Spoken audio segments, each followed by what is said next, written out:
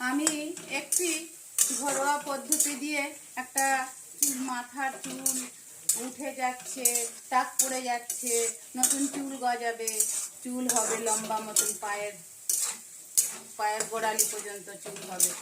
এটা মেথি আছে, আর অ্যালোভেরা আছে, আর আদা আছে, আর নারকেল তেল আছে, হ্যাঁ, মেথি আছে। এইগুলো দিয়ে আমি তৈরি করছি। রাত্রে শোবার সময় এটা ভালো করে আঙুল দিয়ে ঘষে ঘষে ম্যাসাজ করে করে নিতে হবে।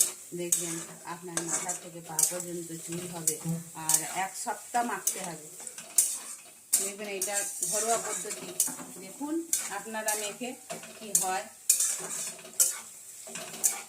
খুব ভালো জিনিস, ঘরোয়া পদ্ধতি একদম। এটা লোহার কড়া হলে ভালো হতো, কিন্তু এখন অ্যালুমিনিয়ামের কড়াতেই করছি।